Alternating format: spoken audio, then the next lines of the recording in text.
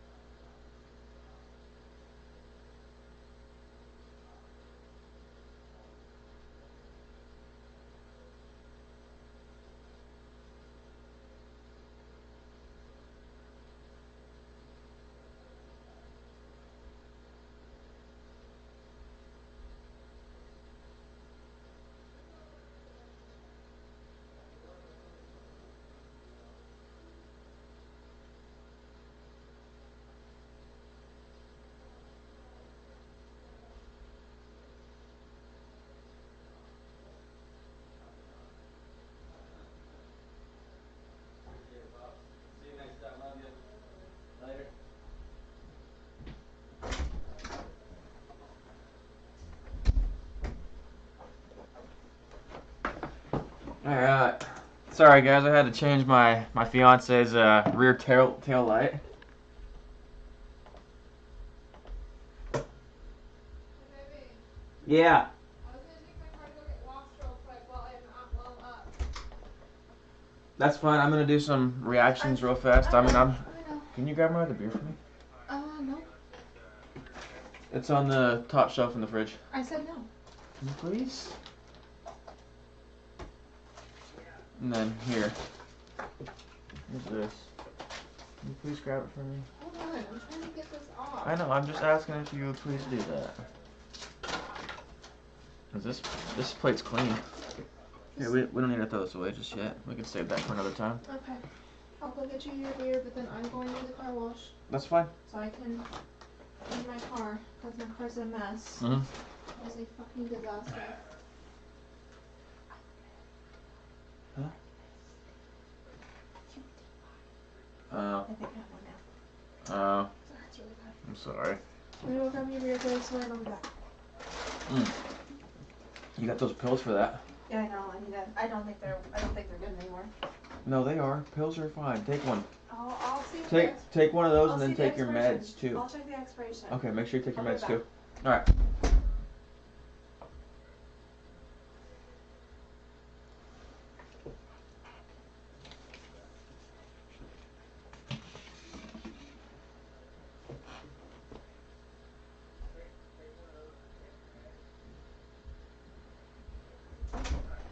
I'll be Thank back. I'm gonna check Okay. on that and then Take your meds and that real I'm gonna quick. take my meds in here because I have my Okay. glasses in here. All right. I'll wait to start my stream. Well, not my start my stream. I'll wait to start the video until she comes back because I want to kiss. All right.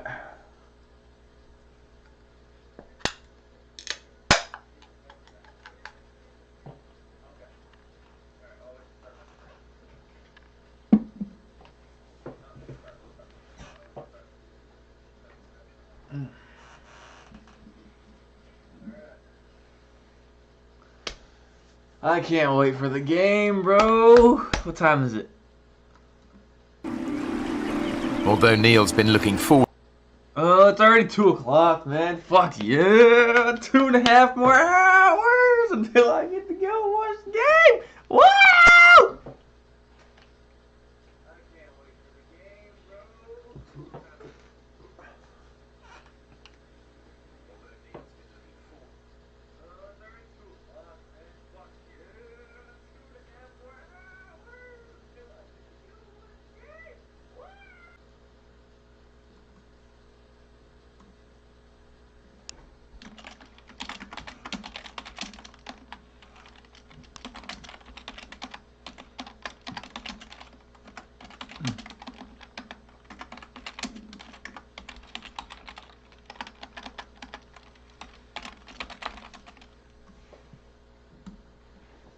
Let me update this real quick.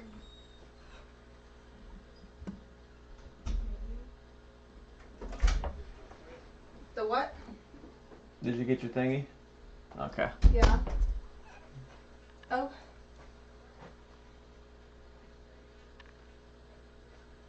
Possibly. Just depends. I gotta figure out my homework. Okay, fine. Yeah. Yeah. Okay. I'm going to clean my car right now. Alright. No problem. Bye. What'd she say? I'm gonna go press the photo booth button for 3 hours to...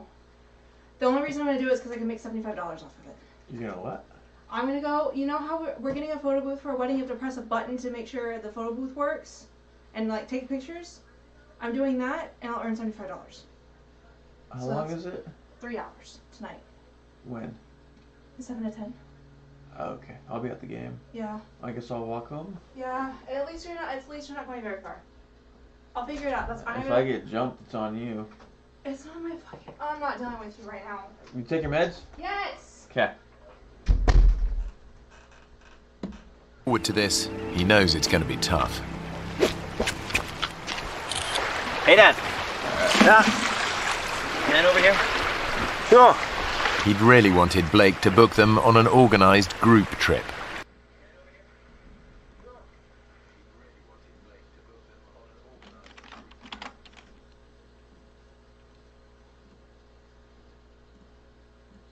Blake had other ideas. Blake is very independently minded and decided that, oh no, we don't want to do that. We want to be able to do whatever we want to do. Since he knew I'd made up my mind, there wasn't much he was going to say that could make me change my mind. Okay, Dad?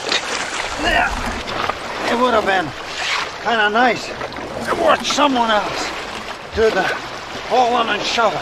Come on, Dad. You want to share this with 10 strangers and a tour guide? Matter of fact, yeah. I had never wanted to, and still never want to go on a guided tour. Let's load her up. It was, an experience that I wanted to have with my father, just the two of us. Better get going, Dad. Just checking everything's shipshape. Where in the world did I put that lighter? I got it. So Acorns is a financial listen to tech this one. company.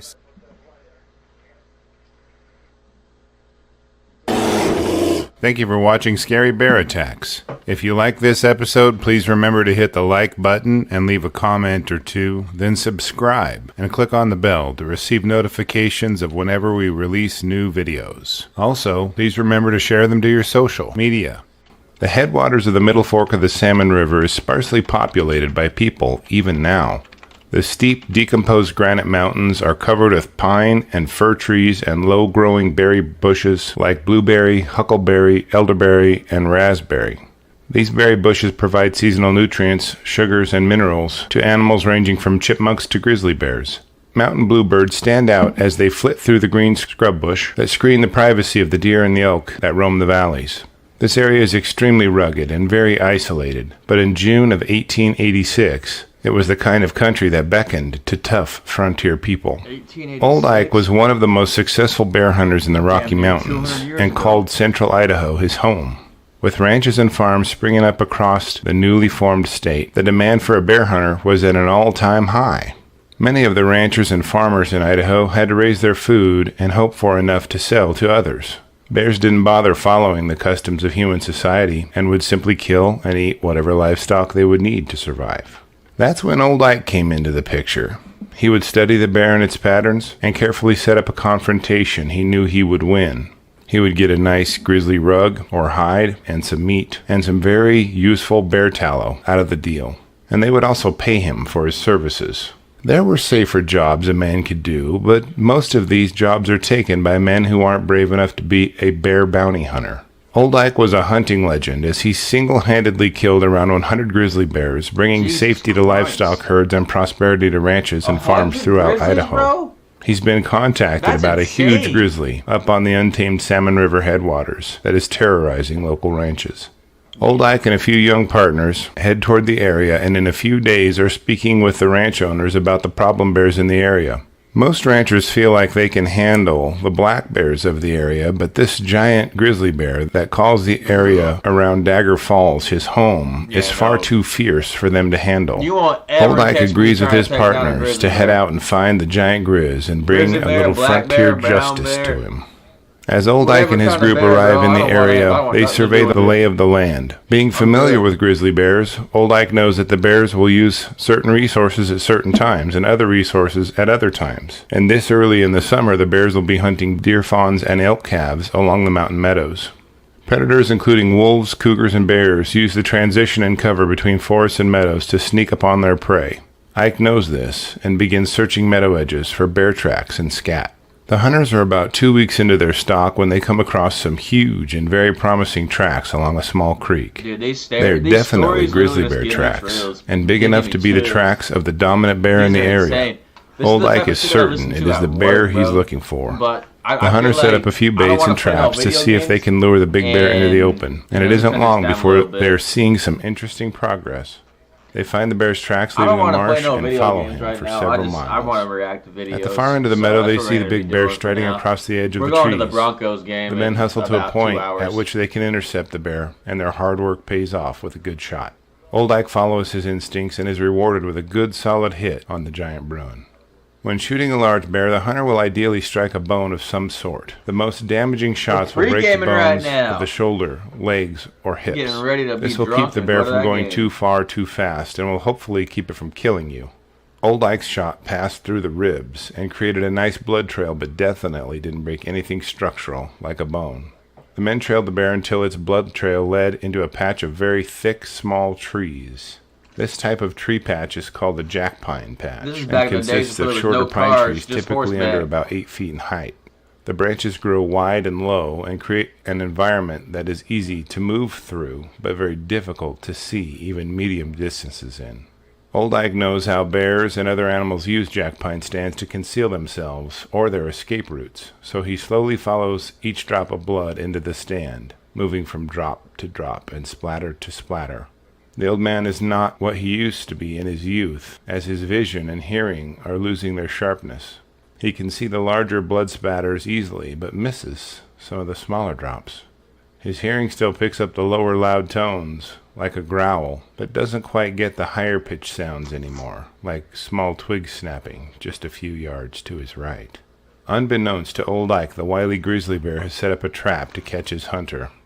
Being a predator himself, the bear knows if he walks in a straight line and circles back to within just a few yards of his old trail, his hunter will walk right in front of him without knowing how close the bear is. Dude, bears are so smart. What the giant bear does. That's insane. As Old Ike follows the blood sign and tracks further into the jack pine stand, he incrementally follows a path that leads him right in front of the concealed bear. Just as Old Ike walks past the bear, the giant bruin leaps from its hiding spot and shoves the hunter to the ground. This bear is so large that the frail and gaunt old man is no match for him and thumps on the ground. The enraged and wounded grizzly next opens up its enormous mouth and bites into Old Ike's chest. The enraged and wounded grizzly next opens its enormous mouth and bites into Old Ike's chest. As the bear closes its jaws, his canine teeth puncture the skin and penetrate Old Ike's ribcage. Then the bear crushes the old man's chest with a single bite. Old Ike's hunting partners can hear the yelling and growling coming from the jack pine patch and rush in to see what's going on. As they approach, they can see the bear standing over Old Ike and run the bear off so they can help their friend. Shooting at the bear as it stood over Ike could have wounded or killed their friend, and the bear fled the attack scene quickly anyway. Old Ike is in bad shape, and he's struggling to breathe. His face is wrinkled in pain, and his color is fading. He is, bro. As he's You're losing getting the attacked battle by for a his fucking life. grizzly like that. In only a few minutes, Crush his your breath ribcage, shortens, you're and he dead, dies bro. from the injuries imparted by the grizzly bear. Old Ike's legacy as a bear bounty hunter is cemented into Idaho history. With his passing, and many farmers and ranchers say he brought stability and safety to the frontier. But today, there are some who say he decimated a species he may have misunderstood. What do you think? Do you think Old Ike performed a necessary service to the area farms and ranches? Or do you think he did more damage than he helped? Welcome back to Scary Bear Attack. mean, with the grizzly population being kind of outrageous nowadays, I mean, him taking some of them out of the picture is probably not really gonna, you know, like dilute all of the bear population. So I don't really feel like he was, you know, making it to where these bears are going extinct. So he's probably doing a bonus to everyone around the area that he's going through, because, you know, he died, so him dying to protect, you know, the growth of, you know, whatever he was doing, whatever he thought in his mind. I don't feel like he was, you know, that one guy that is making the grizzly bear population extinct. So I feel like he was doing a benefit to everything that was around him. But then again, you know, killing over 100 grizzly bears, that's quite a feat to accomplish right there. That's impressive. But, you know, going out there and killing grizzly bears and then having that risk of getting killed by a grizzly bear, that was his ultimate, you know, demise. So props to him for taking so many out, but I don't feel, excuse me, I don't feel like he is really making an impact on making the bears extinct or anything. I feel like he is more keeping this bear population at a, you know, ground level that it needs to be at, because we don't need these bears to overpopulate and take over everywhere in North America, because these bears are actually, you know, when they have cubs, especially when female, what are they called, sows? When female sows have a bunch of, you know, babies and whatnot, they are more prone to attack. So I don't feel like he was in the wrong for doing what he did, because he's not going to kill off the whole bear population just as one man. So let's go ahead and just unpause that on that note.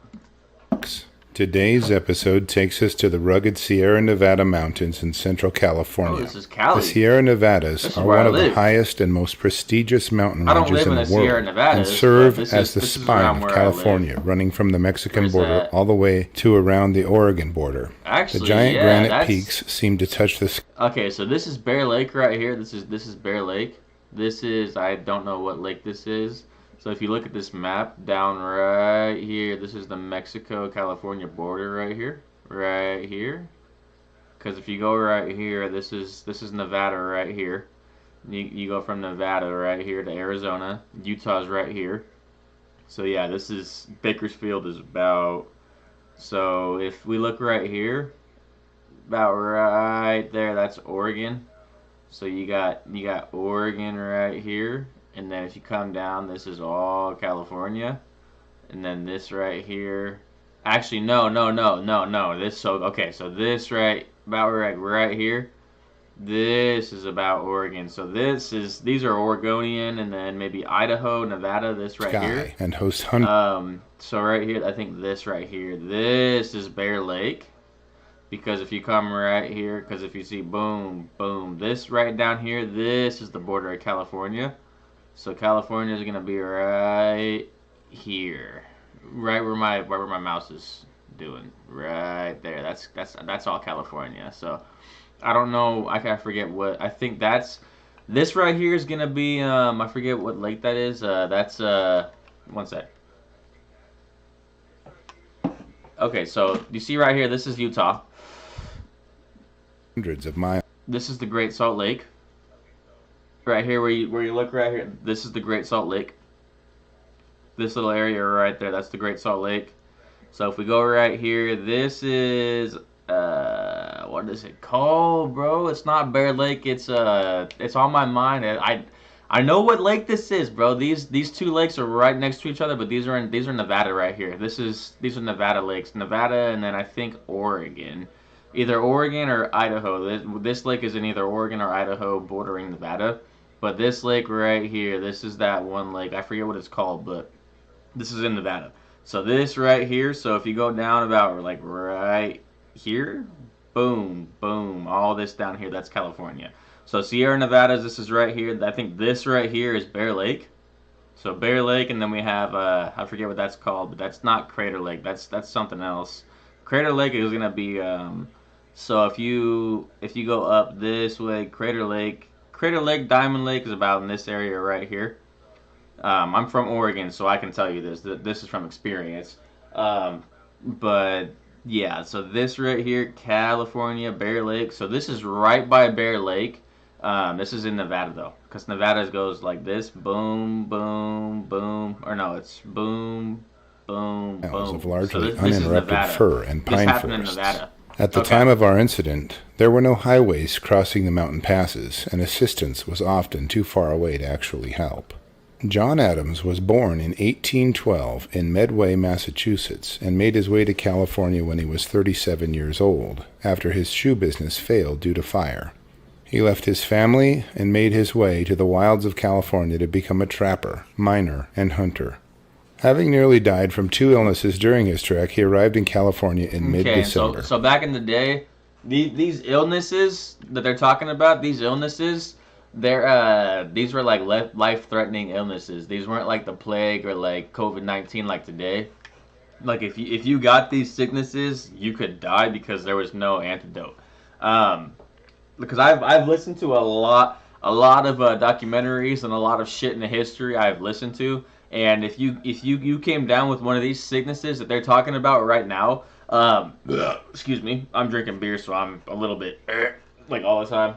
But these right here, these illnesses they're talking about, there's no cure for these illnesses. So if you get cholera, you get what's it called, like cholera, fucking like the Spanish flu. If you get any of those sicknesses in these days, There's no cure, no treatment for these. So you are basically at a 90% death rate and a 10% survival rate. So if you survive, you're a straight fucking trooper, bro. But if you have so many people that are dying out there and succumbing to these deaths because these are sicknesses that you cannot overcome because and nowadays with the technology with everything that's going on and nowadays modern society, there is so many cures and so many antidotes and everything that you can take in order to get past these sicknesses. But back in like 1812, 1830, 1850, there was so many people dying. Not to mention, bro, Indians were the first people to actually be in the North Americas. Now, all of these people that are coming from like England, Europe, all over there, and venturing into the Americas, they're bringing all these sicknesses with them. So, like the Indians and all the people that were here before modern day society, before everything that happened with the Americas, the Pilgrims, the Revolution, and all the Americans coming in, being imposters, taking over Great Britain, kicking them out of the Americas, and forming what's now known as the United States, the Constitution, and all that shit. They brought a lot of diseases. So, and that's just the reality of it. They brought a bunch of diseases, a bunch of sicknesses, a bunch of stuff that the Indians and all of the people that lived in the North Americas, South Americas, all the Americas that live in all of the Americas from Canada all the way to South America. These people who we are today, the Europeans, they brought all these people over, but with them, they brought the plague, they brought all that shit with them that would, change society and change the world the way it is for the rest of the generations that would come to see it, because all these diseases that came on these ships with them all came into the new world that they were coming into, that they were creating with the revolution and with everything that happened, from independence or whatever you want to call it. They brought all this shit with them, and you can just see firsthand how much, the Indians and everyone in the Americas beforehand actually suffered from. Like a lot of people, a lot of Indian people, a lot of Mexican people, a lot of the Canadians, all of the people, all the Indians that were inside of the Americas before the Europeans came over, they didn't have these diseases before the Europeans invaded North Americas. And so like I'm what's it called? I'm German, Indian, so I do have Indian in my blood. I am Chippewa, German, and mostly so Chippewa, German, and what's it called? Just Caucasian. But they brought all of these diseases with them, and about like 1/3 of the Indian population, like 1/3 to almost 2/3 of the Indian population died from these diseases that the Europeans brought. Now, I'm not being racist, I'm just stating facts. Like, this is actually a real thing, this is history for you guys if you don't know, but the Europeans brought a lot of sick man diseases to the Americas and killed off a lot of the Indian population. Anyways, let's continue. He utilized his knowledge gained as an animal trainer and hunter in New England to make his own buckskins, moccasins, harness, saddles, and snowshoes, and with help from the Miwok Indians built a cabin and stable to winter over. In 1853, he navigated around 1,200 miles on one of his hunting and trapping expeditions, clear up to the eastern portion of the Washington Territory. While out on an excursion, he discovered a female yearling cub and quickly caught her. He moonlighted as an animal trainer and would sometimes catch animals and sell them to circuses or other menageries. He named the young grizzly Lady Washington. Incredibly, he eventually tamed Lady Washington, and she became his constant sidekick. He even rode on her back, and she cuddled him in freezing conditions to keep him warm. Later on, Lady Washington would have a tryst in the Rocky Mountains, and eventually have a cub Adams would name General Fremont. A year later, Grizzly, as he came to be known, pulled two 2-week-old cubs from a grizzly sow's den while she hibernated in the Yosemite Valley. He raised the cubs himself, and one of them stuck around long enough to be named Ben, after Benjamin Franklin. Adams and Ben were quickly inseparable, and Ben would Look at the sheer mass of this fucking grizzly bear. Now, would you want to be mauled by that, bro? Would you want to take that on a one-on-one fight? Fuck no, bro. Good luck. You have about a 90% chance of dying and a 10% chance of fucking survival. Not even, bro. Probably a 95 to 97% chance of dying. Maybe a 3 to 5% chance of survival. If you are smart and you have a knife with you and you stab that grizzly in the jugular, you have a 5% chance of surviving. Now, if you don't do that, you're dead. You are fucking dead meat. I never in my life want to encounter one of these motherfuckers, bro. They're nah, bro. One of my biggest fears. Anywhere he went. Grizzly bears and the open sea. Those are two of my biggest fears right there. Grizzly bears and the fucking open sea. The odd couple were once traveling through the Sierra Nevadas and came across a sow with 3 cubs. This sow was first of all offended that there was a man nearby, and compounding her offense, a boar bear to boot. The sow rushed Adams and quickly swatted his rifle out of his hands with her left paw before he had a chance to fire. Then with her right paw, knocked him flailing, landing face down. She then dug her huge canines into the flesh of his back and tore flesh, buckskin, and flannel shirt from his body. Just in the nick of time, the yearling Ben joined the fight and chomped onto her haunches. She spun around and dug her teeth into Ben's skull, blinding him in one of his eyes. Then she used her paws to crush him into the ground while she brutally bit into his shoulder to lift him off the ground and shake him violently back and forth. The wounded Adams had the luxury of watching the 2 bears square off, but the heartbreak of watching his best friend Ben be wounded and beaten.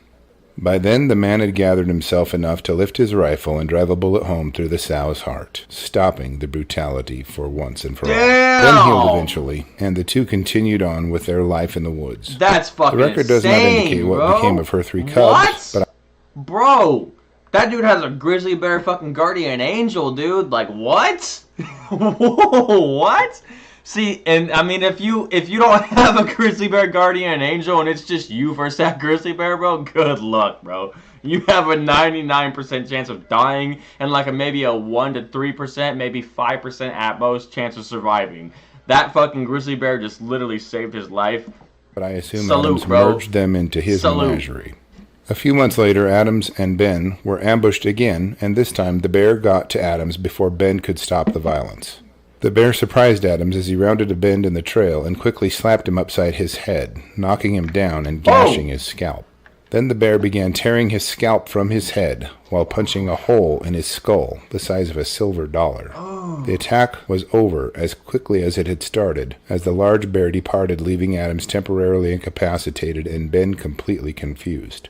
Adams and Ben made their way back to camp, and slowly the man regained his health and energy. This dude has a the hole in his fucking skull bear never as a healed fucking fully travel and would mate, routinely dude? be opened up in the coming years. After healing a while, Adams constructed a huge cage, and his mind set on capturing a large grizzly. He hauled the trap into his hunting territory and set it up with bait and began watching. Once the trap was set, he had caught the largest grizzly bear ever caught in a live trap. This giant weighed 1,500 pounds. Oh! Weighed on a hay scale. Holy and John would call him shit! Samson. If you Eventually, guys don't know, John would utilize his hunting and trapping ginormous. skills Like at to least like amass maybe a small like zoo's 12 worth feet, of animals. like standing up. He started to show the public his animal collection and my opened up a God. museum in San Francisco. It was during one of these shows in January of 1859 that Adams was wrestling with General Fremont when the bear struck him in the head, reopening the hole in his skull from the prior grizzly attack. Though it had been about 5 years since that attack, his scalp had partially healed but was displaced, and the hole in his skull remained open. After being struck this last time, Adams' brain tissue was exposed and his health began deteriorating. A few months later, in the summer of 1860, Adams was working with one of the monkeys in his menagerie when the monkey jumped onto his head and bit his unhealed wound where his brain was exposed. Experts believe the monkey bite may have led to meningitis, which is an infection of one of the layers of tissue surrounding the brain beneath the skull. After spending more than 10 years away from his wife and daughter, Adams retired back to Massachusetts but died a mere 5 days after the reunion. John Grizzly Adams left a legacy that would have him described as the greatest California mountain man of all time. That's insane. He captured more grizzly bears than most mountain men of the time had killed. You, bro. He was inducted into the Western Hall of Fame in 1911 and received the Heroes of California honor.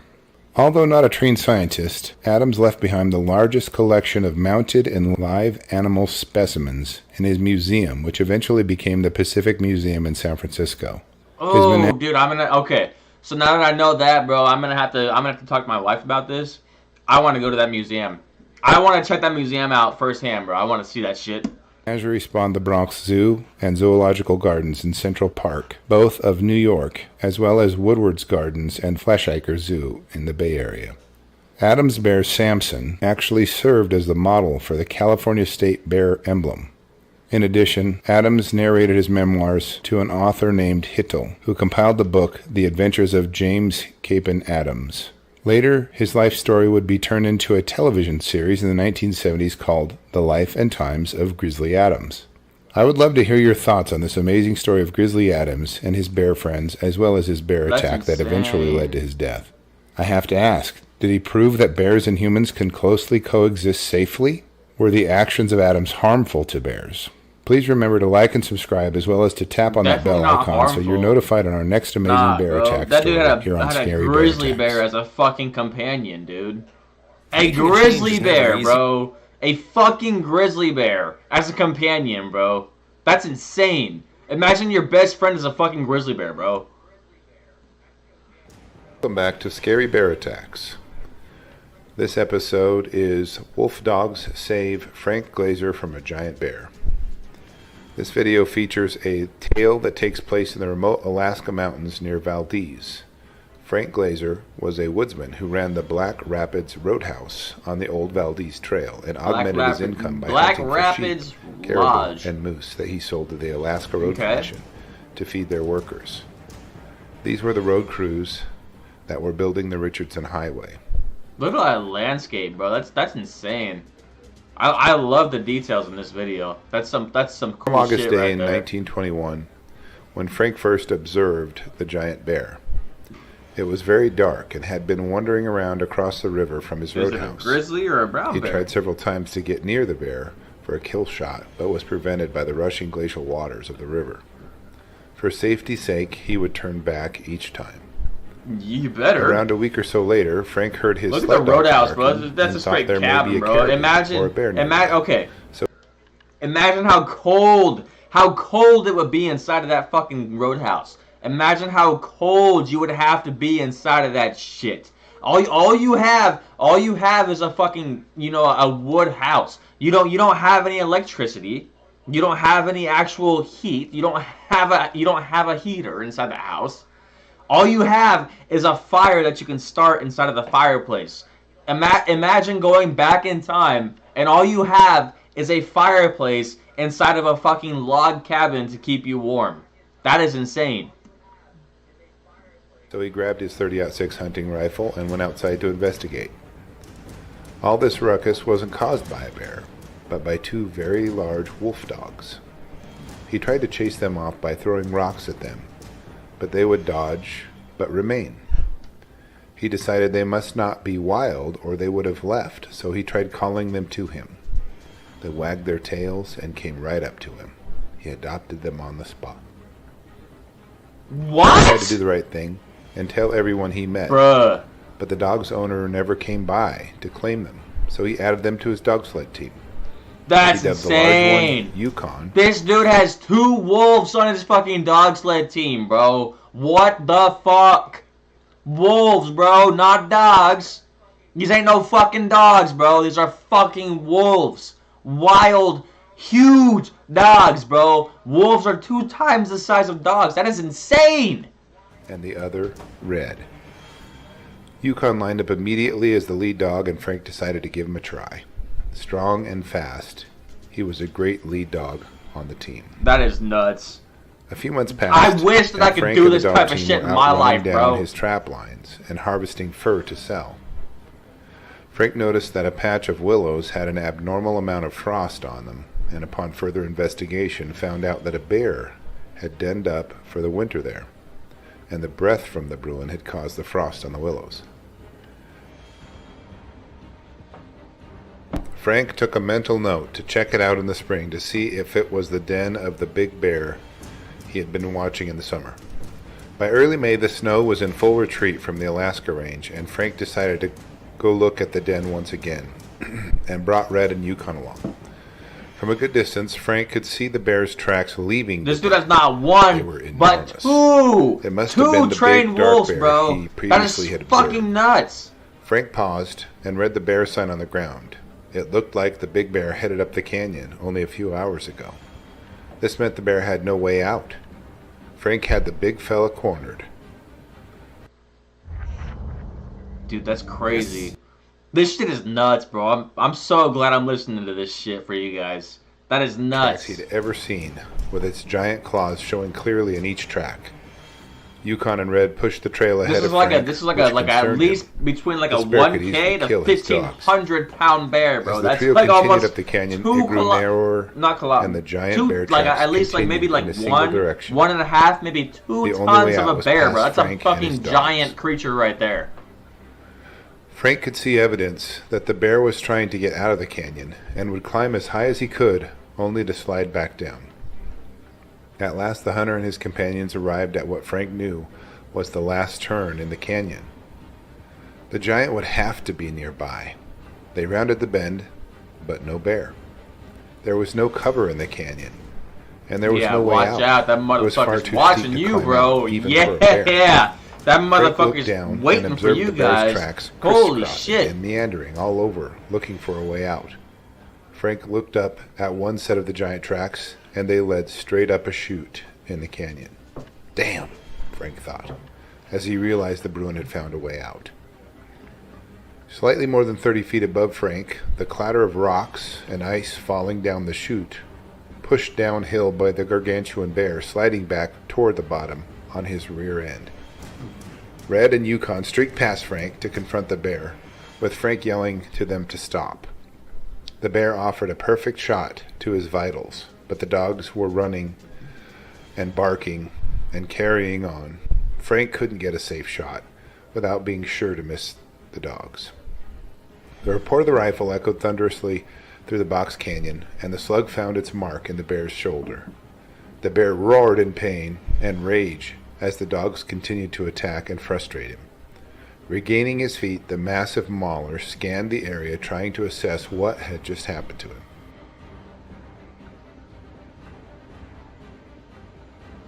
The three beasts had no more left the canyon much later than they had re-entered it. This time, the bear pursuing the dogs.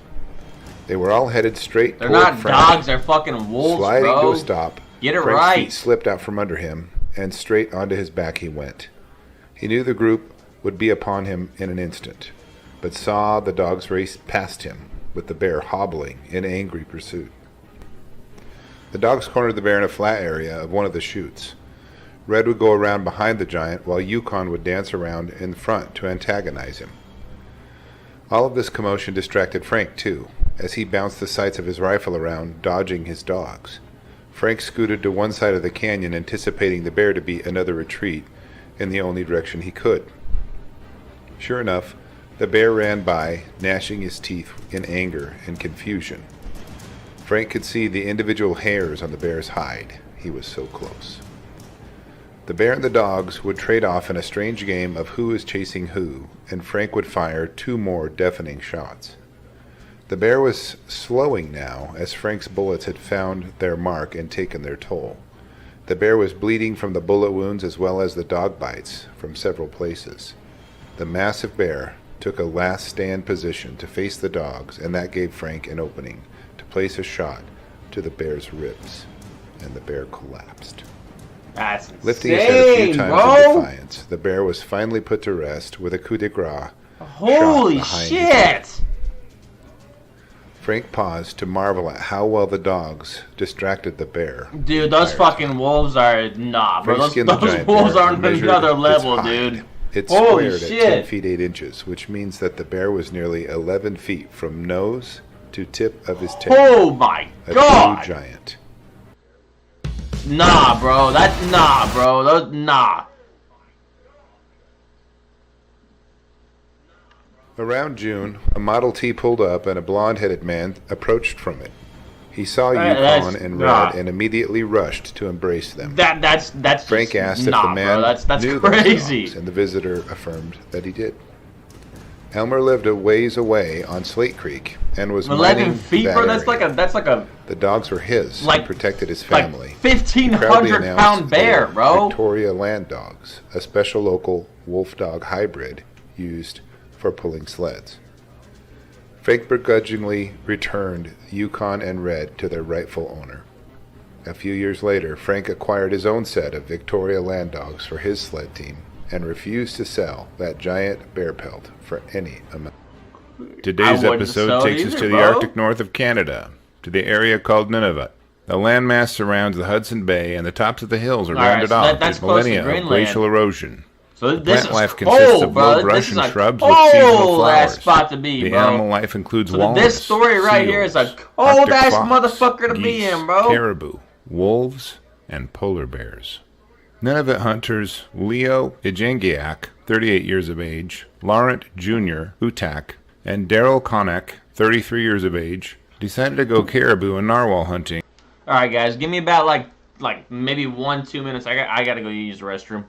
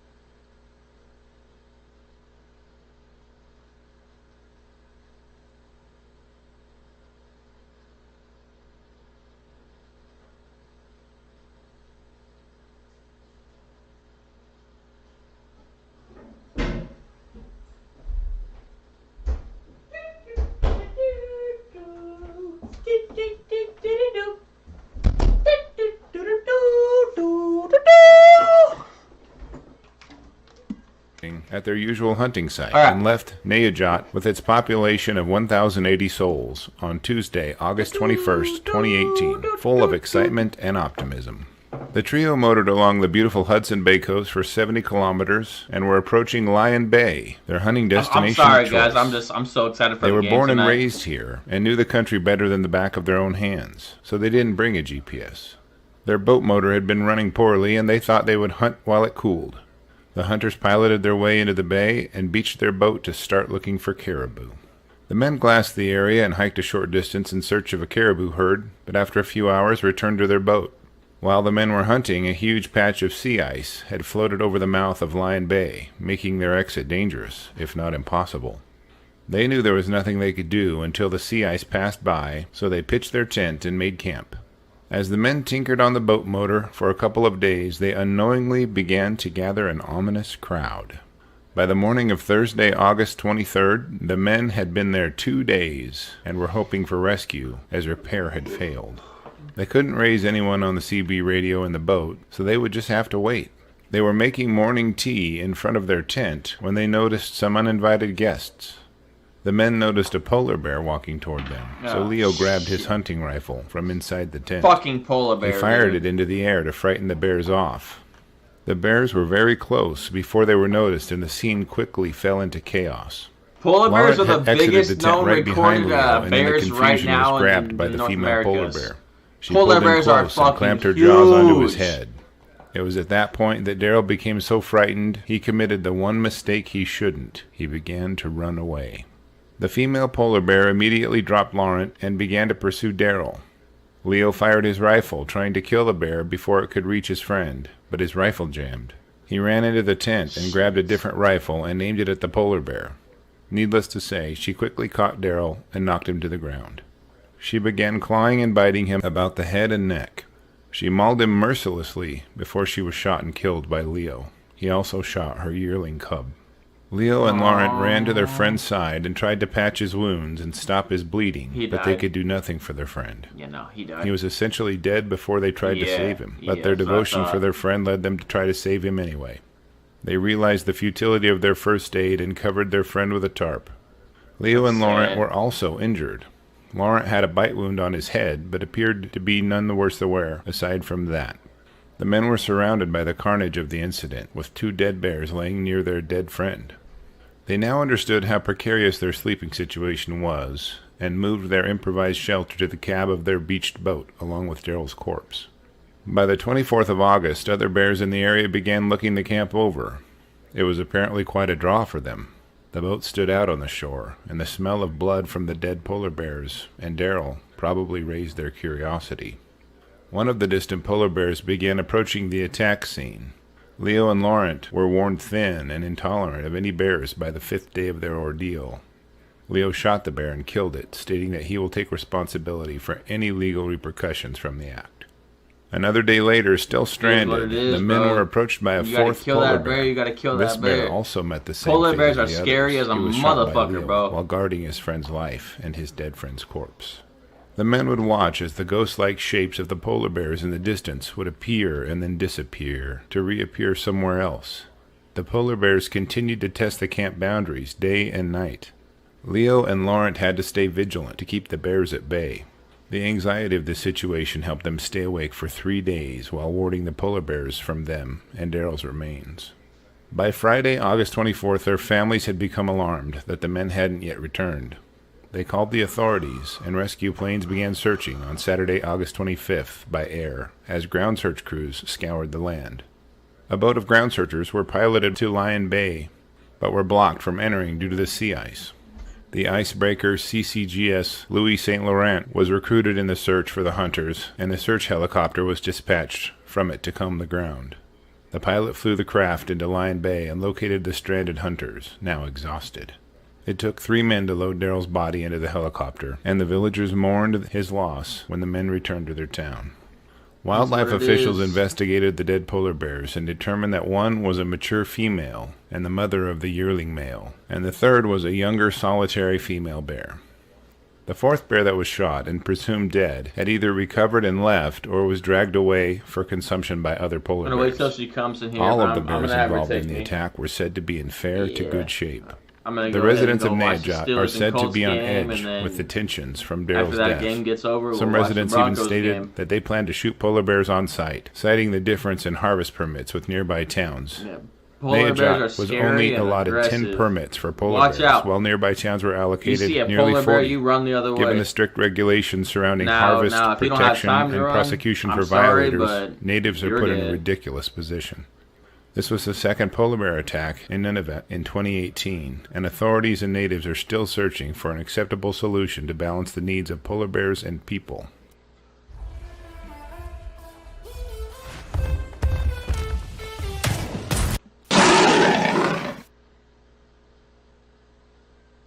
Welcome back to Scary Bear Attacks. Today's episode takes us to Arviat, Nunavut Island, to a place called Sentry Island in Hudson Bay in northeast Canada. This windswept land of rock and ice is a nearly inhospitable place, but indigenous people have scraped out a living here for untold eons. When the ice melts in the summer, the natives can fish, but in the brutal winters, ice covers the water and land, and the humans frequently come face to face with the world's largest bear species in competition for a common food source, seals. The polar bear is renowned as being one of the few bear species who stalks human beings and considers them as part of the ecosystem. There are no trees to climb here. The only avenues for escape are the open seas or to run across the open ground. Those seas are cold as a motherfucker. You go in there, you're gonna die from the ocean, from that cold ass water. And if you get out, only guess yourself what? as a means of self-defense, gonna maul you, bro, and you're dead. Or protection. Aaron Gibbons was a 31-year-old father of 1 son and 3 daughters, and a member of the Inuit community. He was known for being a great hunter and providing meat for needy members of the community, as well as being a dedicated family man. His friends would describe him as having never lost his temper, which is quite a feat with 4 young children. On July 3rd, 2018, Aaron loaded up his 4 children and his 22 long rifle firearm into his boat. The group planned to go to Sentry Island to harvest bird eggs and have a fun family. They departed Arviat, their 2,500-person community, and motored the 10 miles to the island. Aaron's children, who are elementary school aged, piled off the boat and immediately started playing and running around. They were carefree, with no stress in their lives, as the warmth of the summer energized them as it does to young people. Their dad secured the boat on the rocky shore and began making his way toward the kids. Aaron instructed the kids on what to look for when gathering the eggs and how to avoid having any problems with defensive bird parents, and turned the vivacious kids loose. Alright, guys. They ran around finding and... We're going to go watch that Steelers and Colts game.